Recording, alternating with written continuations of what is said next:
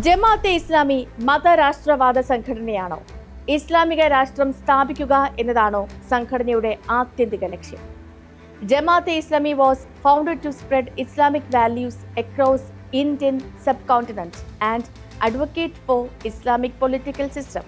എന്ന് പറഞ്ഞാൽ ഇന്ത്യൻ ഉപഭൂഖണ്ഡത്തിൽ ഇസ്ലാമിക മൂല്യങ്ങൾ പ്രചരിപ്പിക്കുന്നതിനായി സ്ഥാപകമായ ജമാഅത്തെ ഇസ്ലാമി ഇസ്ലാമിക രാഷ്ട്രീയ സംവിധാനത്തിനായി വാദിക്കുകയും ചെയ്യുന്നു.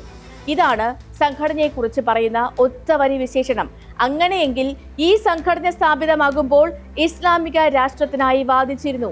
ഇപ്പോൾ അങ്ങനെയല്ലെന്ന ചില UDF നേതാക്കളുടെ വാദത്തിൽ കഴമ്പുണ്ടോ? ഇസ്ലാമിക രാഷ്ട്രവാദം ഇപ്പോഴില്ലെങ്കിൽ ആ സംഘടന പിരിച്ചുവിടുകയാണ് വേണ്ടത്. കാരണം സംഘടനയുടെ സ്ഥാപിത ലക്ഷ്യവും പ്രഖ്യാപിത ലക്ഷ്യവും ഇസ്ലാമിക രാഷ്ട്രീയ സംവിധാനമാണ്. അങ്ങനെ ഒരു സംഘടനയുടെ പിന്തുണ സ്വീകരിച്ചാൽ എന്താണ് കുഴപ്പം? ഹിന്ദുവും ക്രിസ്ത്യാനിയും മുസ്ലിമും ജൈനനും പാഴ്സിയും സിഖും അടക്കം അനേകം വിശ്വാസങ്ങളുള്ള രാജ്യത്ത് ഇസ്ലാമിക രാഷ്ട്രീയ സംവിധാനത്തിനായി വാദിക്കുന്നത് കുഴപ്പം പിടിച്ച പണിയാണ്. അത് ഹിന്ദു രാഷ്ട്രത്തിനായി വാദിക്കുന്ന RSSനെ പോലെ അപകടകരമാണ്. സ്പോട്ട്ലൈറ്റ് ആരംഭിക്കുന്നു. ജമാഅത്തെ ഇസ്ലാമിയും മതരാഷ്ട്രവാദവും. ജമാഅത്തെ ഇസ്ലാമിയെയും RSSനെയും ഒരേ തൂവൽ പക്ഷികളായാണ് ഇന്ത്യൻ രാഷ്ട്രീയ സംവിധാനം എല്ലാ കാലത്തും കണക്കാക്കിയിരുന്നത്. എന്തുകൊണ്ടാണ് RSSനെയും ജമാഅത്തെ ഇസ്ലാമിയെയും ഒറ്റ ഉത്തരവിലൂടെ പലതവണ നിരോധിച്ചത്? സർക്കാർ ജീവനക്കാർക്ക് RSSലും ജമാഅത്തെ ഇസ്ലാമിയിലും പ്രവർത്തിക്കുന്നതിന് വിലക്കേർപ്പെടുത്തിയത് 1966 ഇപ്പോൾ RSSൽ പ്രവർത്തിക്കുന്നതിനുള്ള വിലക്ക് നീക്കി. എന്നാൽ ജമാഅത്തെ ഇസ്ലാമിയിൽ പ്രവർത്തിക്കാൻ വിലക്ക് തുടരുകയാണ്. 3 വാജ്പേയി സർക്കാരുകളുടെ കാലത്തും 2 നരേന്ദ്രമോദി സർക്കാരുകളുടെ കാലത്തും ആ വിലക്കുണ്ടായിരുന്നു. 3ാം നരേന്ദ്രമോദി സർക്കാരാണ് അത് നീക്കിയത്. വിലക്കു നീക്കി എന്നത് BJP ഭരിക്കുന്നത് കൊണ്ടാണ് എന്ന് നമുക്കേവർക്കും അറിയാം. അല്ലാതെ RSS എന്തെങ്കിലും നയവ്യത്യാസം പ്രഖ്യാപിച്ചിട്ടല്ല. മതരാഷ്ട്രവാദവും ഏകമതവാദവും സ്വമത മേധാവിത്വവും കരുതുന്ന സംഘടനകൾക്കൊന്നും ഇന്ത്യൻ ജനാധിപത്യത്തിൽ സ്ഥാനമില്ല. നീണ്ട നിരോധനത്തിനു ശേഷം ബംഗ്ലാദേശിലെ ജമാഅത്തെ ഇസ്ലാമിക്ക് നിരോധനം നീങ്ങിയത് ഷെയ്ഖ് ഹസീനയെ കെട്ടുകെട്ടിച്ച ശേഷമാണ്. പാകിസ്ഥാൻ പ്രഖ്യാപിതമായി തന്നെ ഇസ്ലാമിക് റിപ്പബ്ലിക് ഓഫ് പാകിസ്ഥാനാണ്. അത് മതരാഷ്ട്രം തന്നെ. എന്നാൽ ഇന്ത്യയിൽ അത് സാധ്യമല്ല. മതേതര ജനാധിപത്യ റിപ്പബ്ലിക്കിൽ ആ മൂല്യങ്ങൾക്ക് വേണ്ടി നിലകൊള്ളുന്ന സംഘടനകളാകണം പ്രവർത്തിക്കേണ്ടത്. ജമാഅത്തെ ഇസ്ലാമി ഇന്ത്യൻ ഭരണഘടനയുടെ അവഗണന കാണിക്കുന്ന സംഘടനയാണെന്ന സത്യവാങ്മൂലം നൽകിയത് ഉമ്മൻചാണ്ടി സർക്കാരാണ്. 2014 ജനുവരി മാസം 18 ഹൈക്കോടതിയിൽ സമർപ്പിച്ച സത്യവാങ്മൂലത്തിലാണ് ഈ നിലപാട്. മാത്രവുമല്ല, ദേശീയ താൽപര്യത്തിനെതിരെ ചിന്തിക്കാൻ വിശ്വാസികളെ പ്രേരിപ്പിക്കുകയും ചെയ്യുന്നുവെന്ന് ആ സത്യവാങ്മൂലത്തിലുണ്ട്. അതീവ ഗുരുതരമാണ് ആ 2 നിരീക്ഷണവും. ഭരണഘടനയെ അവഗണിക്കുകയും ദേശീയ താൽപര്യത്തിനെതിരെ നിൽക്കുകയും ചെയ്യുക എന്നാൽ ദേശവിരുദ്ധ സംഘടന എന്നു തന്നെയാണ് അർത്ഥം.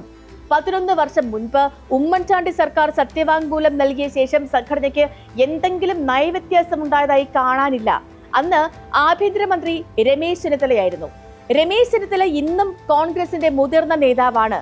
ഈ നിലമ്പൂർ ഉപതിരഞ്ഞെടുപ്പ് നയിക്കാൻ നിയോഗിക്കപ്പെട്ടവരിൽ ഒരാളുമാണ്. ദൈവികമല്ലാത്ത സർക്കാർ സംവിധാനത്തിന്റെ ഭാഗമാകില്ല എന്ന് സ്വന്തം ഭരണഘടനയിൽ എഴുതിയ സംഘടനയാണ് ജമാഅത്തെ ഇസ്ലാമി എന്നും സത്യവാങ്മൂലത്തിൽ പറയുന്നു. ജമാഅത്തെ ഇസ്ലാമിക്ക് മതേതര കക്ഷികൾക്കൊപ്പം എന്തുകൊണ്ട് സ്ഥാനമില്ല എന്ന് വ്യക്തമാക്കുന്നതാണ് അന്നത്തെ സത്യവാങ്മൂലം. ഇത്തവണ വെൽഫെയർ പാർട്ടിയുടെ പിന്തുണ UDFനാണ് പരസ്യമായി പ്രഖ്യാപിച്ചത്. അത് UDF സ്വീകരിക്കുകയും ചെയ്തിട്ടുണ്ട്.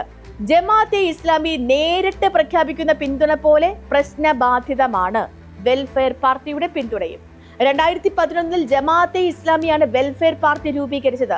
മുസ്ലിം ലീഗ് അന്ന് വെൽഫെയർ പാർട്ടിയെ നഖശിഖാന്തം എതിർത്തത് മുസ്ലിം വോട്ടുകളിൽ കടന്നുകയറും എന്നതിനാലാണ്.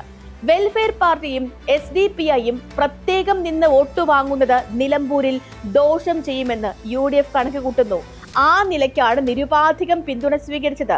ആര്യാടൻ മുഹമ്മദിന്റെ സ്വന്തം മണ്ഡലത്തിൽ ആര്യാടൻ ഷൗക്കത്ത് വീണ്ടും തോറ്റാൽ പിണറായി വിജയൻ സർക്കാരിന് വലിയ മൈലേജ് ആകുമെന്ന് UDFനറിയാം. PV അൻവർ കൂടി കൈവിട്ട സ്ഥിതിക്ക് പ്രത്യേകിച്ചും LDF ജയിക്കുന്നത് VD സതീശന്റെ കസേരയ്ക്കാണ് ആത്യന്തികമായി ക്ഷീണമുണ്ടാക്കുക. ഇപ്പോൾ തന്നെ മുഖ്യമന്ത്രി കസേരയ്ക്കായി സംഘർഷം നടക്കുന്ന മുന്നണിയിൽ വിമതസ്വരം ഉച്ചത്തിൽ ഉയരുകയും ചെയ്യും. ഇത് മുന്നിൽ കണ്ടാണ് വെൽഫെയർ പാർട്ടി താലത്തിൽ വച്ചു നൽകിയ പിന്തുണ സ്വീകരിച്ചത്. അബ്ദുൾ ആല മൗദൂദി ജമാഅത്തെ ഇസ്ലാമി സ്ഥാപിച്ചത് മുസ്ലിം ബ്രദർഹുഡിന്റെ ഇന്ത്യൻ രൂപമായിട്ട് തന്നെയാണ്. RSSന്റെ പിന്തുണ സ്വീകരിക്കാൻ UDFന് കഴിയുമോ? അത് സ്വീകരിക്കുന്ന നിമിഷം മുസ്ലിം ലീഗിനും സമാന പാർട്ടികൾക്കും UDFൽ നിൽക്കാൻ കഴിയില്ല. അതുപോലെ തന്നെയാണ് ജമാഅത്തെ ഇസ്ലാമിയുടെ പിന്തുണ സ്വീകരിക്കുന്നത്.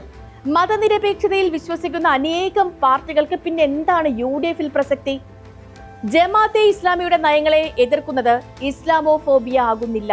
എന്നാൽ ഇന്ത്യൻ യൂണിയൻ മുസ്ലിം ലീഗിനെ എതിർക്കാൻ തുടങ്ങിയാൽ അത് ഇസ്ലാമോഫോബിയാണ്. മുസ്ലിം ലീഗ് ഇന്ത്യൻ സാഹചര്യത്തിൽ മതേതരത്വത്തിലുള്ള വിശ്വാസം തെളിയിച്ച പാർട്ടിയാണ്. ബാബറി മസ്ജിദ് തകർക്കപ്പെട്ടപ്പോൾ ക്ഷേത്രങ്ങൾക്ക് സംരക്ഷണം ഒരുക്കാൻ വന്ന പ്രസിഡന്റ് ഉണ്ടായിരുന്ന പാർട്ടിയാണത്. ഇടതുപക്ഷത്തും ഐക്യമുന്നണി പക്ഷത്തും മാറി മാറി പ്രവേശനം കിട്ടിയിട്ടുമുണ്ട്. RSSനെ വിമർശിക്കുന്നത് പോലെയേ ഉള്ളൂ ജമാഅത്തെ ഇസ്ലാമിയെ എതിർക്കുന്നതും. അത് ഇസ്ലാമോഫോബിയയുടെ കണക്ക് പുസ്തകത്തിൽ വരുന്നില്ല. മാത്രവുമല്ല, ജമാഅത്തെ ഇസ്ലാമിയുമായി സഖ്യത്തിൽ ഏർപ്പെടുന്നത് മുസ്ലിം ലീഗിനെ പോലും ഭാവിയിൽ സംശയത്തിലാക്കും.